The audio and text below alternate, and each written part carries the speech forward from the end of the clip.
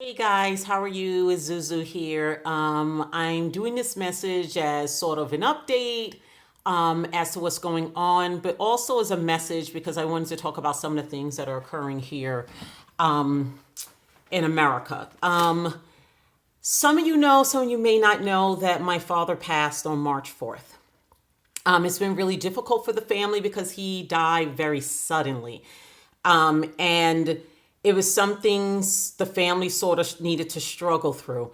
But one of the things I thought was kind of interesting, speaking to my sister, us trying to make arrangements for his burial, which almost didn't happen because we chose a date that was right on the cusp of New York making its laws about the number of people who can gather publicly. So initially they did cancel my father's funeral, but then agreed to have just a graveside service so we were able to give him a proper burial. One of the things my father spoke about before he passed was my sister told me that he was obsessed with the coronavirus. And this went back to November, December, that my father heard about the coronavirus and that he was obsessed with it and he kept trying to prepare the family for it. Now, this is important because I'm going to segue into something that's going on in YouTube and just our contemporary world in general concerning people with these prophetic messages. Now, I've heard many of these prophetic messages, and they range from the completely wacky to the somewhat plausible. But basically, I'm bringing this up to say that I think we need to start listening and paying attention to what is going on around us, not just on a surface level of which we're dealing with a pandemic. We're actually dealing with two pandemics because what a lot of people don't know or is not discussed widely in the media is that we also are dealing with something called the hantavirus. And the hantavirus is spread by rats. And I'm a native New Yorker. I joke and say that I'm a New York expat. And by and large, most of my family is in New York City and also in Alabama. A virus like that would be devastating for New York because anyone knows about New York, the state pet is the rat.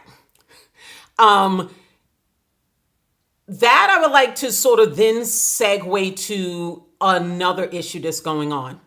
We have a lot of people on the front line that they have now reclassified as essential workers. That's the terminology that's being used. They're essential workers. They work in grocery stores, various other aspects of the service industry. They're putting their life on the line for us to have some semblance of normalcy in this very crazy world. The problem is that these people don't have any hazard pay. And that's a little bit problematic because if they're essential workers, you need to give them more initiative to take those sort of risks with their lives, meaning these people have families and they need to make sure that these young children are taken care of. Who's going to take care of their children if they go? Recently, an article by Charles Blow really disturbed me. It's something I've heard mentioned within many academic sort of elite intellectual circles, talking about the privilege of distance. While this is true on a very practical level. It's also true on a theoretical level. I'm going to tell you as a person who I consider to have very strong survival instincts, this doesn't fly with me. And I'm going to tell you why.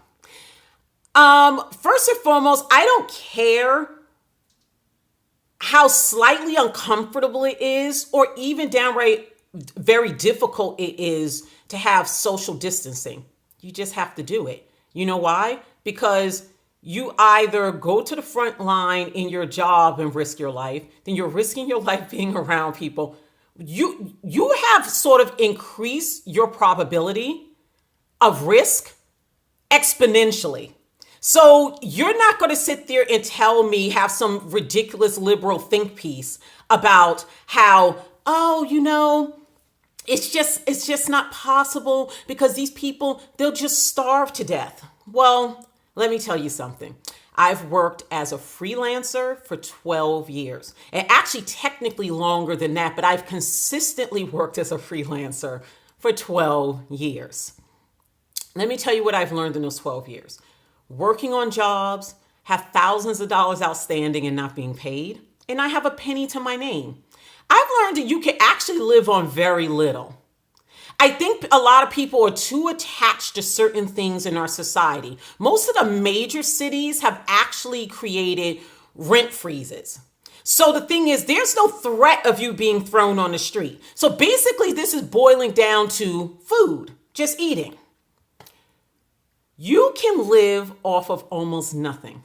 So don't try to look at me like I'm some privileged bitch. Like, oh, she's working freelance. She's working on thousands of dollars coming to you. Let me tell you something. I don't care how much is coming to you. I don't count money that's not in my goddamn hand. And if the money is not in my hand, the money, even though it's owed to me, it's not in my hand. So I plan for what's there in front of me. And there have been times where I had nothing. You can live off of very little if you're willing to do so. Now, I'm not criticizing people because listen, I come from this class of people. My father, before he passed, was an NYPD officer. He's retired, but he's a retired officer. And my mother, even though initially in her career, she was one of the first diversity trainers for Wall Street, my mother and father got married. They had tons of children. It was actually more expensive for them to go to work and pay for babysitters than to stay home. So my mother was a housewife for 12 years. I've also had, and maybe even that's a privilege, but I'm thankful for that privilege. Because guess what I learned when my mother stayed at home and didn't go to work for 12 years? I can do everything. I can cook from scratch. I can do everything. My mother made sure that we didn't forget the fucking basics of this world. Now, if you have forgotten because of circumstances, you can relearn these things. But don't sit there and tell me that risking your life and putting your family in jeopardy is more important to go for a job that doesn't fucking pay you anything. You'll be surprised really how little you can live on and still be healthy and have nutritious meals. People need to relearn how to function in this society. We have forgotten fucking everything. No one knows how to do their hair anymore, even though I have to say some of that has been rectified because of the new natural hair movement, of which I'm a lifelong natural hair girl. Even though anyone who knows me know that I will pull out a flat iron in 5 seconds and wear a straight look, okay? But that being said, I digress from that little tangent I went on about that because I want to still stay in the subject of something serious. You guys need to sit down, pare down, and relearn the basics. It distresses me that every time I've only been to the grocery store twice in this pandemic. I really try to stay in my house and seal myself in. I have kept it really basic. I know how to meal prep. Because I'm the oldest of 7, I know how to cook and make things stretch. You could also learn that too. There are people on YouTube who are teaching people how to meal prep, how to measure food, how to buy survival food. I didn't need Gavin Newsom to tell me that don't go to the gym, don't do all these things. Because as soon as I heard about this virus early in February, I got rid of my gym membership, and people said that I'm being ridiculous and hysterical and various other things. But I'm a person of God and I'm a person of science. And God gave us scientists and mathematicians and various other peoples because that's how we exist in a modern world. The science of going to the gym, first and foremost, even me getting a gym membership was a big deal because I know how disgusting those places can be in public gyms. Well, you know what I mean by public, even if it's membership based, still a lot of people go there. I think you guys need to start taking this a little bit more seriously. Some of you are, but some of you are not. Let me tell you what's going on in California. I have people in Studio City and then the neighborhood I'm in, Sherman Oaks. People are behaving like this is a fucking vacation.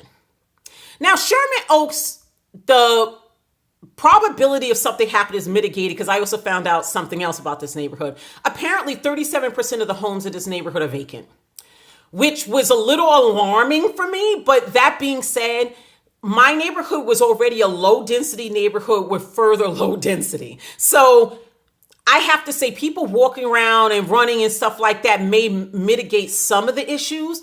But if you go into the neighborhood next door, Studio City, these people are acting like This is a fucking vacation. They're running. They have Starbucks cups, walking down the street. These people are fucking crazy. People are having coronavirus parties here in Los Angeles. People are getting secretly on the down low. They're hiring private people to come in and do their hair, their nails. What the fuck do you need this right now? Are you fucking kidding me? I'm going to quote the Italian mayor when he says, you know who else does your hair perfectly? The mortician. They do gorgeous hair, okay? It's fabulous. You'll love it. People, pay attention. Do not risk your life for people who do not care about you. And do not tell me about all these things about we have little money. You know that you could survive on very little. I remember one month, because I was waiting for money to come in, I survived on 2 or 3 packs of black beans, rice, and like some very basic things that I think the whole grocery bill was like $10 because I just bought the stuff on bulk, and it lasted the whole month. And then I got paid and my life turned back to normal. And it's happened more than once that people haven't paid me, and I've done it. So you're trying to tell me that you can't do this?